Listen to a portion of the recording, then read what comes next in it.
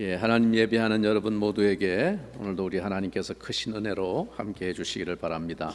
우리 옆에 있는 지체들과 함께 축복의 인사 잠시 나누겠습니다. 반갑습니다. 축복하고 사랑합니다. 감사합니다.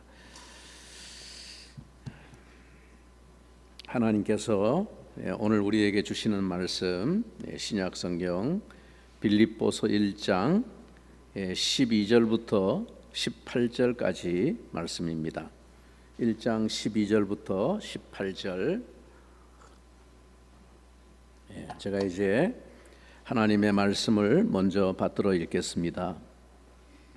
형제들아, 내가 당한 일이 도리어 복음 전파의 진전이 된 줄을 너희가 알기를 원하노라. 이러므로 나의 매임이 그리스도 안에서 모든 시위대 안과 그 밖의 모든 사람에게 나타났으니 형제 중 다수가 나의 매임으로 말미암아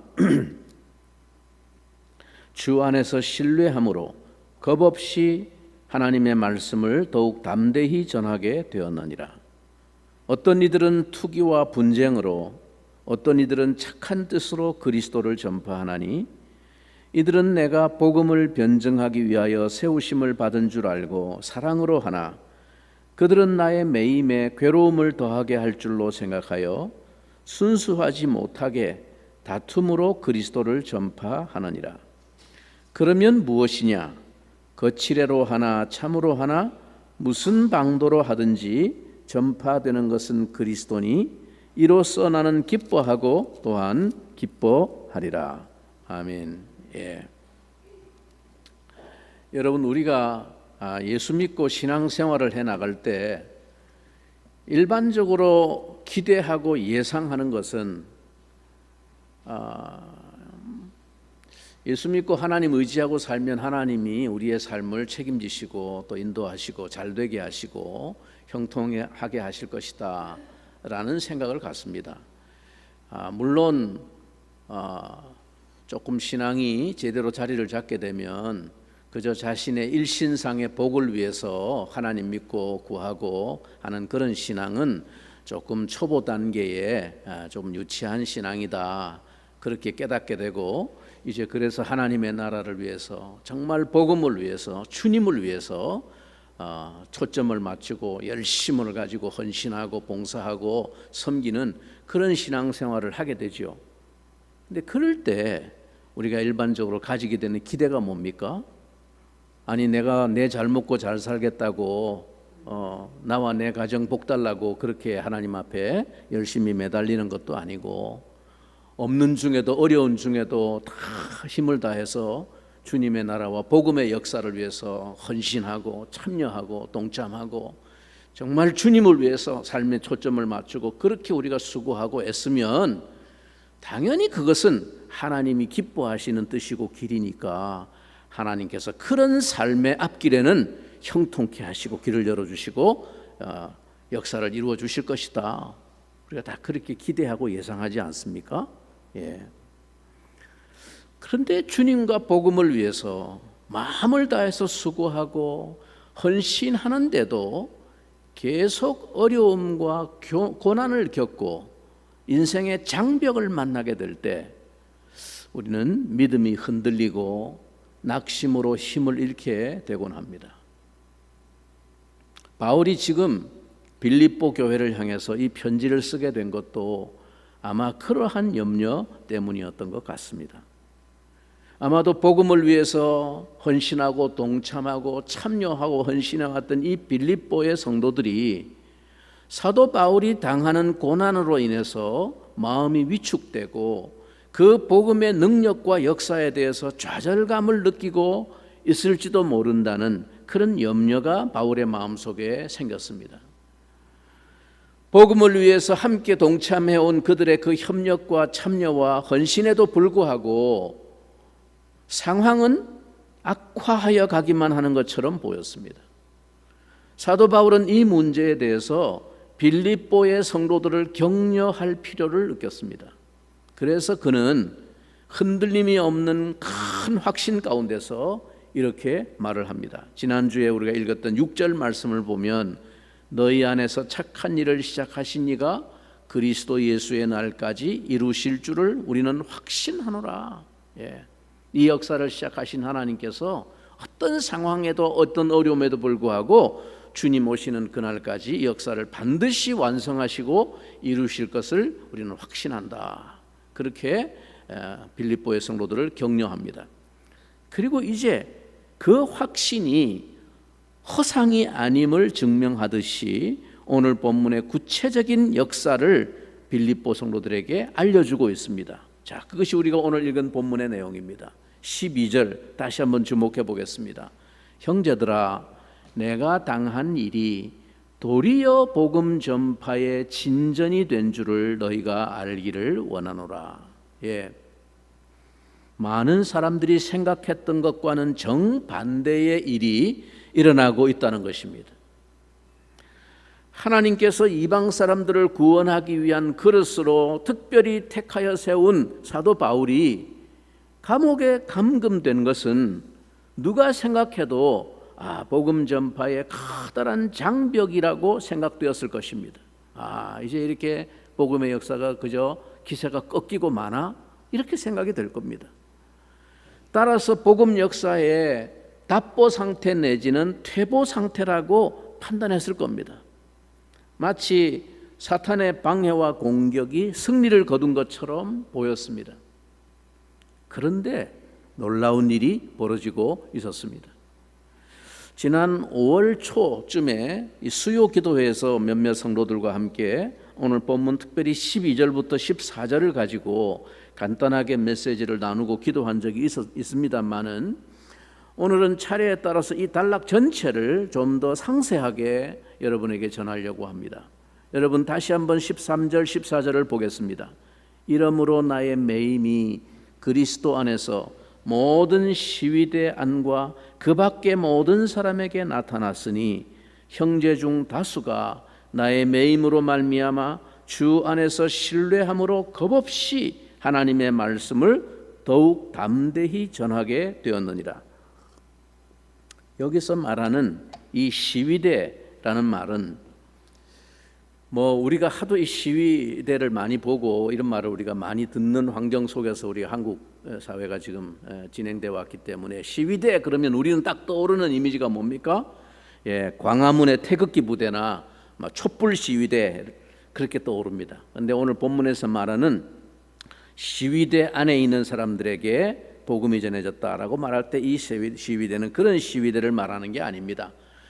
한자로 한문으로 이렇게 표현되다 보니까 익숙하지 않을 수 있지만 이 시위대라는 말은 모실 시자에 지킬 위자 그리고 무리 대자입니다. 그러니까 높은 사람, 어떤 귀인을 곁에서 모시고 지키는 부대를 가리켜 시위대라고 말을 합니다. 즉 당시의 로마 황제의 친위대를 말하는 것입니다. 당시 로마 황제의 친위대는 고르고 골라서 뽑은 정예부대였습니다. 시저의 재판을 기다리고 있는 이 죄수들은 엄중한 관리를 받고 있었습니다. 간수는 죄수를 지킬 때 그냥 옥에 가두어 놓은 것이 아니라 여기서는 간수가 죄수와 함께 쇠사슬에 묶여서 그 죄수를 지켰습니다. 가끔 우리가 영화 같은 데 보면 형사가 범인을 추격하다가 잡아서 호송해 올 때 도망치지 못하도록 어떻게 합니까? 수갑을 가지고 자기의 한쪽 손과 범인의 한쪽 손을 나란히 채워가지고 호송하는 것을 볼 수 있습니다. 마치 그것처럼 쇠고랑을 죄수와 함께 나란히 한쪽 발씩 채워가지고 지키다가 교대 시간이 되면 또 다른 간수가 와서 그렇게 다시 쇠고랑을 같이 차고 교대를 했다고 합니다. 초대 역사 자료에 의하면 이 죄수를 가운데 끼고 양쪽에 한 명씩 이 친위대 간수들이 같이 쇠사슬을 차고 또 문 밖에서 두 사람이 보초를 섰다고 말합니다. 그러니까 여러분 죄수 한 사람 시저에게 가이사에게 재판을 받는 로마 시민의 이 죄수를 재판받기 전까지 지키기 위해서 하는 방법이 간수가 양쪽에 두 명이 같이 착고를 차고 밖에 문에서도 2명이 보초를 서는 거예요. 얼마나 엄중하게 지키고 있는 상황인지 모릅니다. 그러니까 그렇게 4명이 한 번에 이 죄수 한 사람을 지키는 거예요. 근데 하루에 4교대를 했다고 말합니다. 역사의 문헌에 의하면. 그러니까 여러분, 한 번에 4명씩 하루 4차례 교대를 하니까 도합 16명이 바울과 함께 좋으나 싫으나 가까이에서 시간을 보내야 했습니다. 이게 참 기가 막힌 복음의 기회가 되었다는 것입니다. 간수와 죄수가 나란히 그렇게 쇠고랑을 차고 앉아있다 보면은 나중에는 인간적으로 친해져서 이런 얘기 저런 얘기를 서로 주고받을 수 있게 되는 것은 쉽게 상상해 볼 수 있는 일입니다. 더구나 바울 같은 사람은 로마의 정예부대로 뽑힌 이 친위대 군인들에게 이상한 호감을 주게 되었을 것입니다. 이 바울은 아무리 봐도 무슨 흉악한 죄를 범한 중죄인으로 보이지 않았을 것입니다. 도대체 이 사람은 아무리 봐도 무슨 악한 일을 할 사람 같지 않은데 어떻게 이 황제의 친위대 감옥에까지 오게 되었을까? 바울은 그들에게 의문을 던지는 사람이 되었을 것입니다. 그런데다가 쇠고랑을 차고 앉아가지고 시간을 보내는 동안에 이런 얘기 저런 얘기 대화를 하다 보면은 더욱 그에 대한 이상한 호기심이 발동을 합니다. 그의 인격과 그의 학식에 감화를 느낄 만큼 그는 다른 죄수들과 분명히 달랐습니다. 그래서 어느새 모르게 마음을 열고 그의 이야기에 귀를 기울이기 시작합니다. 늘 반복되는 간수들의 이 지루한 일과에 사도 바울이 들려주는 이야기는 그들의 관심을 끌만했습니다. 그들은 바울이 그리스도를 위하여 옥에 갇혀 있다는 사실을 알게 되었습니다. 그리고 그들은 그 바울이 말하는 예수 그리스도라는 인물에 대해서 깊은 관심을 가지게 되었습니다. 그 사람이 도대체 어떤 사람이길래 이렇게 멀쩡한 인격과 학식을 가지고 장래가 길이 보장되어지는 이 한 사람이 스스로 죄수가 되어가지고 이렇게까지 오게 되었나? 도대체 그 사람이 어떤 사람이길래? 그래서 그들은 마침내 그리스도를 만나는 사람들이 되었습니다. 로마의 심장부인 가이사의 친위대까지 복음이 증거되게 된 것입니다. 여러분, 이 일이 얼마나 대단하고 놀라운 역사였는지를 좀 더 생각해 보겠습니다. 온 시위대 안에 복음이 전파되었다라고 말을 했는데 역사 자료에 의하면 당시 로마 황제의 궁을 지키는 친위대의 숫자는 적을 때는 9,000명에서 많을 때는 13,000명이 되는 강력한 정예부대였다고 말합니다. 이들은 특별히 로마에서 선발되어진 로마의 젊은 엘리트들이었습니다. 일반적인 로마 군인들 중에는 평민 출신이나 심지어 노예 출신, 검투사 출신들도 포함되어 있었지만 이 황제를 지키는 친위대, 시위대만큼은 아주 까다롭게 신원조회를 거쳐서 선발된 집단이었습니다. 로마 황제를 가장 가까이에서 근접 경호를 해야 하는 사람들이었기 때문에 출신 성분과 철저한 황제 숭배의 신봉자들, 이런 사람들을 골랐습니다. 사상적으로 완전히 황제의 충성이 무장되어진 사람들이라는 말입니다. 그렇기 때문에 이 친위대에 뽑힌 군인들은 그 프라이드가 대단했습니다. 이들이 포로나 죄수로 잡혀온 한 이방인이 가지고 있는 그의 사상과 종교에 관심을 갖는다는 것은 기대하기 어려운 일이었습니다. 그런데 사도 바울이 이 시위대 감옥에 갇혀서 그들의 감시와 보호를 받으며 재판을 받게 된 것입니다. 이 바울의 당한 일이 이처럼 철벽 같은 로마의 시위대 안에 복음이 들어가는 기회가 될 줄을 누가 알았겠습니까? 뿐만이 아닙니다. 오늘 본문의 사도 바울이 하는 말이 뭡니까? 온 시위대 안과, 그리고 뭐라고 말합니까? 그 밖의 모든 사람에게 이 복음의 역사가 나타났다라고 말합니다. 그 밖의 모든 사람이라는 것은 공적으로 모든 사람에게 복음이 알려졌다라는 뜻입니다. 사도 바울은 로마의 역사상 한 번도 다루어 보지 못한 특별한 재판을 받게 된 사람입니다. 이런 재판이 역사상 없었어요. 그러므로 이 재판은, 사도 바울의 이 재판은 오늘날로 말하자면 로마의 대법원의 판례도 참고할 게 없어요. 그런 일이 전례에 없었기 때문에 전혀 새로운 최초의 사건이었습니다. 예수라는 한 사람 때문에 이 사람이 지금 가이사의 재판을 받게 된 것입니다. 그는 폭력범도 살인자도 아니었습니다. 재판관들은 이 재판을 위해서 사도 바울의 변론을 청취해야만 했고, 그에 따라서 예수 그리스도에 대해서 알아볼 수밖에 없었습니다. 증거를 봐야 되니까 그 사람이 누군가 조사를 해봐야 됩니다. 여러분, 바울의 모습을 우리가 상상할 수 있지 않습니까?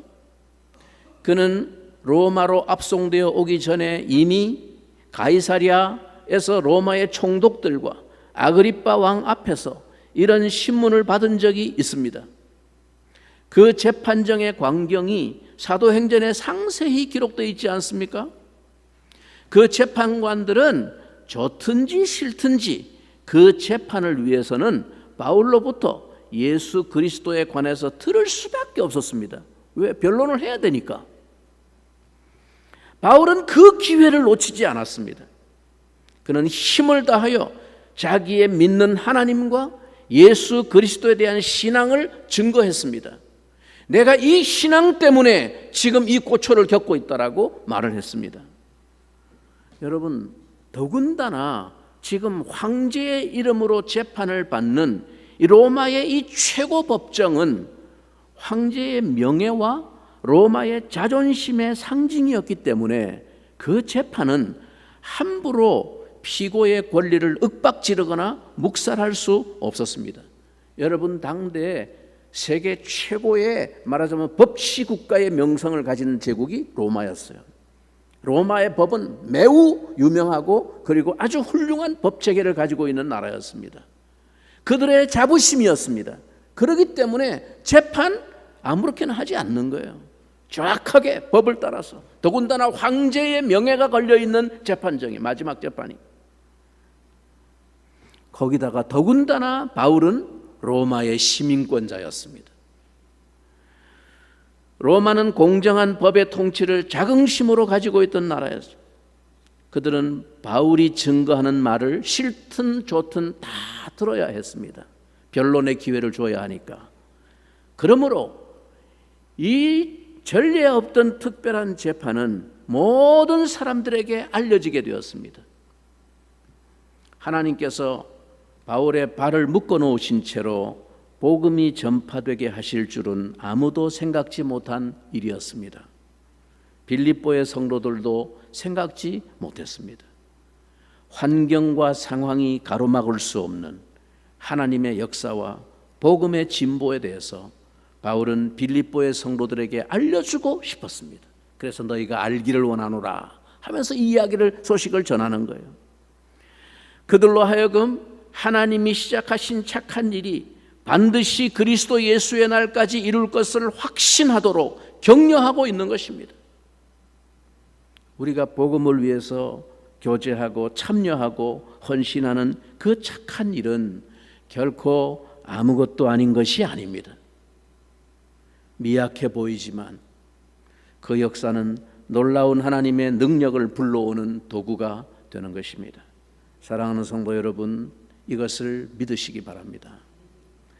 사람들의 생각에 장벽이라고 생각되고 좌절이라고 여겨지는 현실과 상황도 하나님의 능하신 지혜와 손길 안에서 상상하지 못했던 복음의 진보를 가져오는 것을 믿으시기를 바랍니다.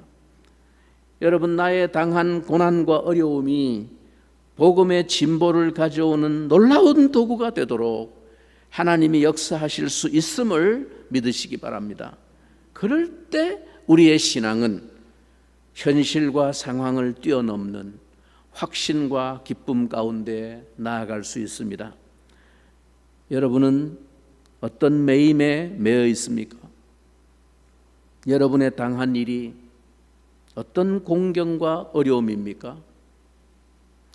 복음을 위해서, 주의 나라를 위해서 그동안 열심히 해보려고 했는데 여러분에게 어떤 매임이 닥쳐왔습니까? 어떤 곤경과 좌절이 가로막혀 있습니까? 그래서 그만 복음을 위한 역사가 장벽에 부딪혔다고 생각이 됩니까? 답보 상태에 빠졌다고 생각이 됩니까? 저는 요즘 날마다 이것에 대해서 많은 생각과 깊은 묵상을 계속하고 있습니다. 하나님의 뜻이 무엇일까? 사랑하는 성도 여러분, 여러분의 곤경을 복음의 진보로 바꿀 수 있는 하나님의 지혜와 능력을 믿으십시오. 그리고 그것을 위해서 기도하십시오. 여러분, 우리의 믿음이 무엇입니까? 우리의 믿음은 환경과 상황을 보고 믿는 것이 아닙니다. 여러분의 삶이 어떤 매임 가운데 있든지 그것이 복음의 진보를 가져올 수 있도록 하나님의 뜻과 인도를 구하십시오. 내 상황이 이래서 나는 더 이상 복음을 위해 일할 수 없다고 말하지 마십시오. 여러분의 가슴이 복음을 위해 타오르고 있고 여러분의 입술이 복음을 위해 열려 있다면 하나님은 여러분의 묶인 발을 통해서도 복음의 진보를 가져오실 것입니다. 이 곤경이 어떻게 복음을 위한 도구로 쓰일 것인지를 기대하면서 하나님의 뜻을 찾고 구하십시오. 여러분 보십시오. 바울 한 사람이 당한 이 매임과 곤경이 주님의 섭리 가운데 얼마나 상상하지 못한 놀라운 복음의 진보를 가져왔는가 하면 이제 이 생각밖에 놀라운 역사가 많은 주의 형제들에게 큰 확신과 용기를 주게 되어서 복음의 진보를 이루게 되었다고 말합니다. 14절 우리 다 같이 한 목소리로 읽겠습니다. 14절입니다. 형제 중 다수가 나의 매임으로 말미암아 주 안에서 신뢰함으로 겁없이 여러분 이게 무슨 말입니까? 모두들 사도 바울의 투옥으로 인해서 복음이 이제 장벽에 부딪혔다라고 생각하고 낭망하고 의기소침해 있었습니다. 이제는 어떡하나? 특별히 빌립보에 있는 성도들은 어쩌면 그들이 그동안 처음부터 지금까지 복음을 위해서 협력해 오던 그 아름다운 교제가 이것으로 그냥 무의미하게 끝나는 것이 아닌가 하는 패배감이 들었을지도 모릅니다. 그런데 어떤 일이 일어났습니까? 하루 이틀 시간이 지나면서 로마의 그 철벽 같은 친위대 안에 이상한 기운이 나돌기 시작했습니다. 그리고 그 소문이 들려오기 시작했습니다. 그 로마의 자존심의 보루인 황제의 정예 부대 안에 예수 그리스도의 복음이 증거되었습니다. 감히 아무도 접근할 엄두를 내지 못했던 그 친위대 안에 동요가 일어났습니다. 하나 둘 그 프라이드로 똘똘 뭉친 친위대 군인들과 그 가족들이 예수 그리스도를 구주로 영접하고 고백하는 변화가 일어나는 것을 듣고 보게 되었습니다. 상상하지 못했던 하나님의 역사가 일어나고 있는 것을 보게 되었습니다.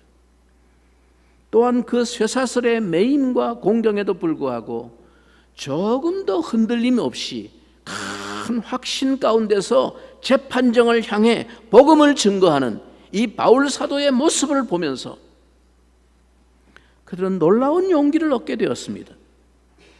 그래서 그들은 두려움 없이 더욱 담대히 이 복음을 전하는 일에 자신들을 헌신하게 되었습니다.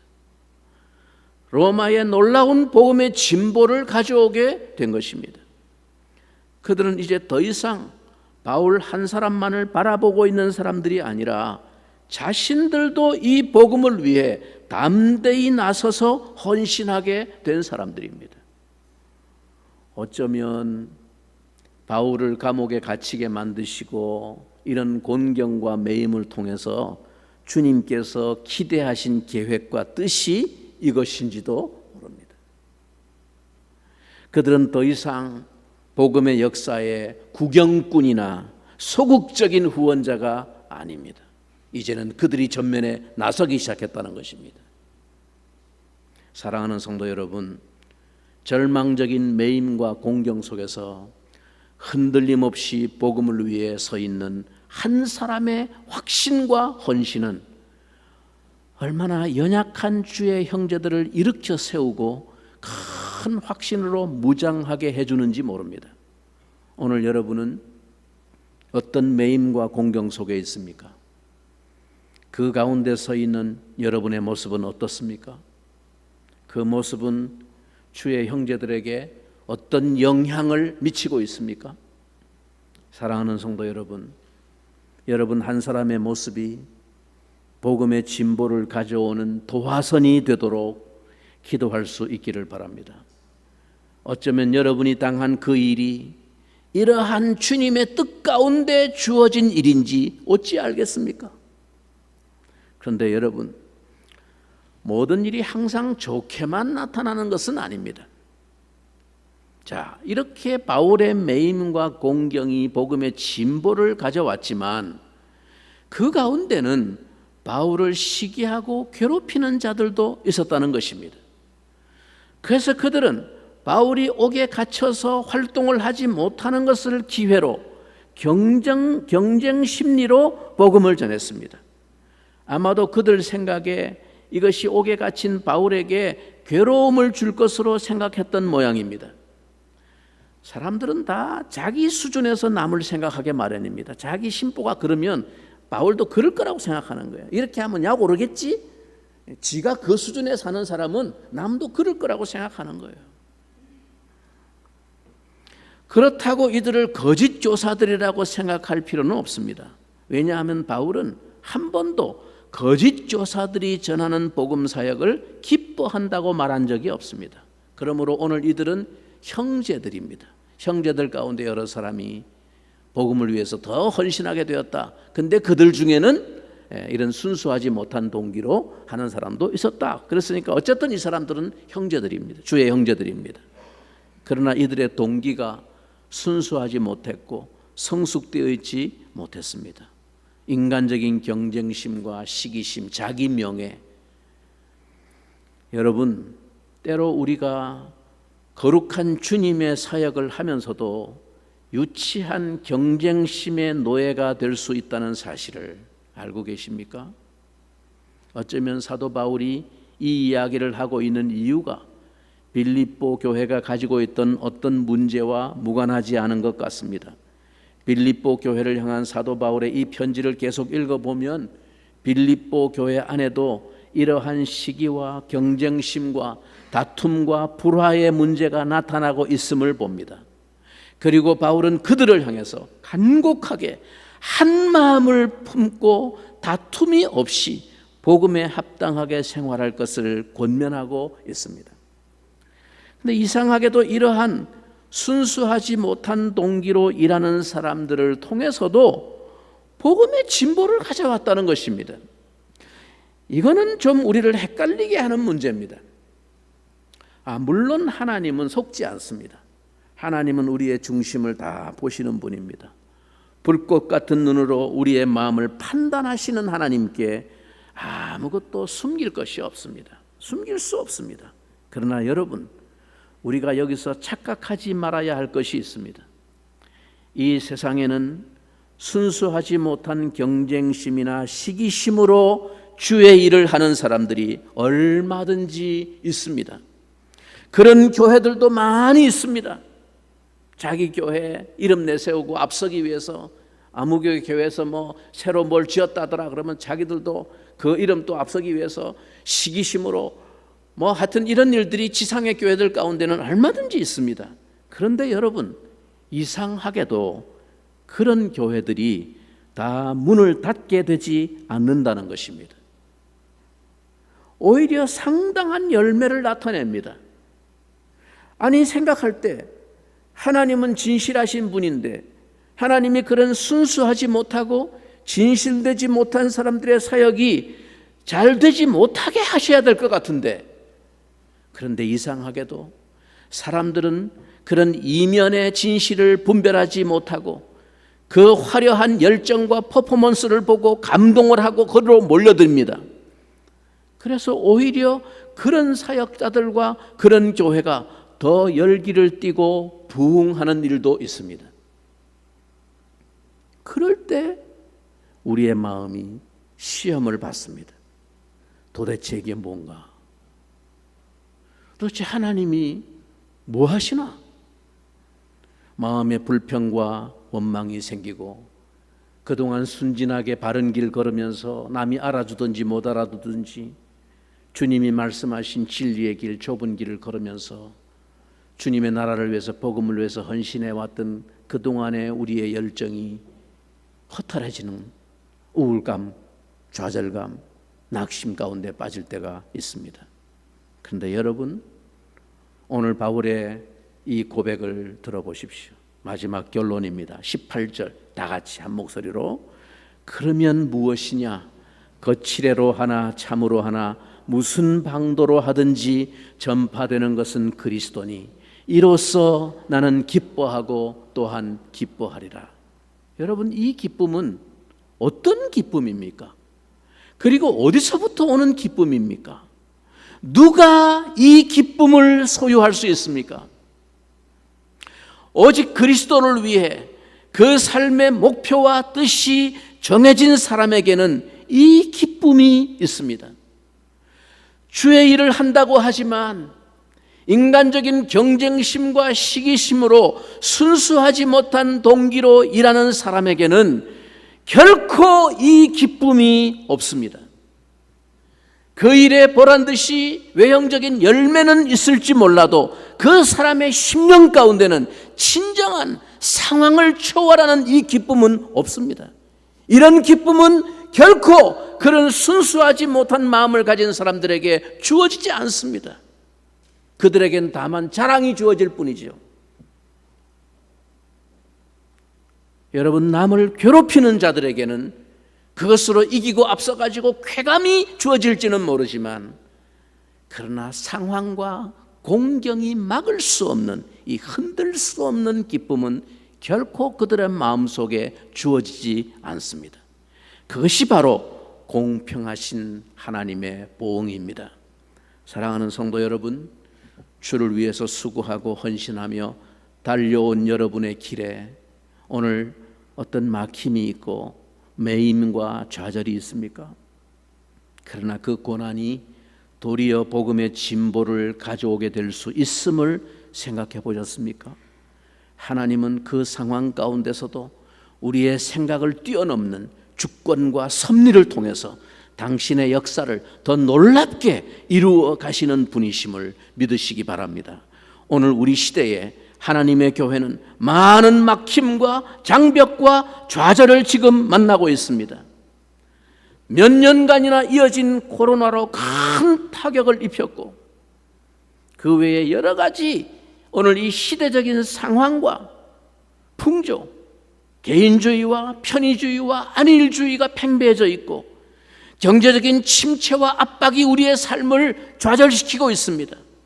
또 거기다가 교회의 타락과 부패로 말미암아 반기독교 정사가 크게 달해 있습니다. 어디를 보나 길이 보이지 않습니다. 사방으로 다 장벽을 만난 것 같습니다.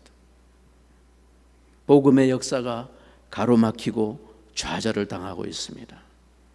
그러나 여러분, 상황이 흔들 수 없고 좌절시킬 수 없는 이 분명한 확신 가운데 여전히 충성하는 이들에게 하나님은 막을 수 없는 당신의 주권과 섭리로 상상 이상의 놀라운 새 역사를 이루어 가시며 상황이 흔들 수 없는 영혼의 기쁨을 충만케 채워 주십니다. 이 은혜 가운데 함께하는 여러분 되시기를 주님의 이름으로 축원합니다.